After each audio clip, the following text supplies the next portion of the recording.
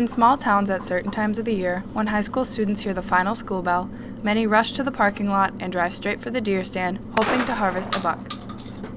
Their families are farmers or have lived in rural areas for most of their lives. Very passionate hunters. A number of people who they provide a lot of the food for the table by hunting, and so we have those students who have that experience from very early on of being out in the woods with dad and mom, and you know, deer season is a holy season for them, and they get out and put the blaze orange on, and they have it on for the entire season, and they're filling the freezer with food. So when Scott Getska, who owns a hunting preserve near Black River Falls, Wisconsin, talked to high school principal Tom Chambers about starting a sporting clay target team at his high school, Chambers took the request seriously. One of the students in Black River High School came to me and asked me about starting up a shooting program in the high school. And so at first I was a little bit apprehensive and leery, especially with all of the school shootings that have happened in the past, and the whole school safety concerns that people have. Another concern for any school-related activity is liability. How can a school ensure the safety of its students and prepare for possible injuries? Getska brought in the Scholastic Clay Target Program, a program offered by the Scholastic Shooting Sports Foundation.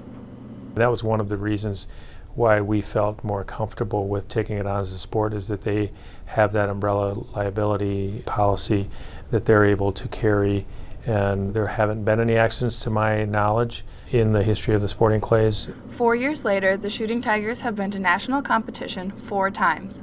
And we've had students go to nationals every year that we've had the club. So we've done extremely well. I think it just shows that we do have a lot of students that have that kind of interest, that have the aptitude and the ability with weapons and the desire to do well. Meet Kiana Dobson, a high school junior.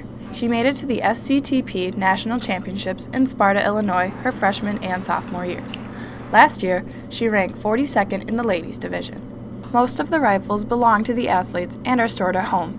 The team practices with sporting clays at Woods and Meadows, where Getska has the area's only sporting clays range.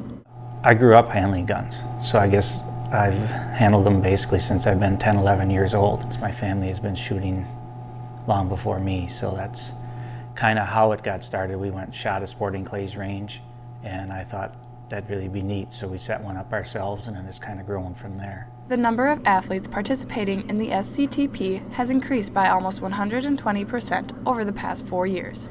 Getska and Chambers say one of the strengths of the club is that it attracts students who might not be naturally attracted to more traditional school activities. It's something that you don't have to be strongly athletic or extremely smart or musical. You just have to have a willing to learn how to shoot. In the end, the goal is to get students more involved by having a wider variety of extracurricular activities for them to choose from. Firearms have gotten a bad rap when it comes to schools, and having the firearms and the firearm safety being an opportunity for the kids in school, I think that's why I do it.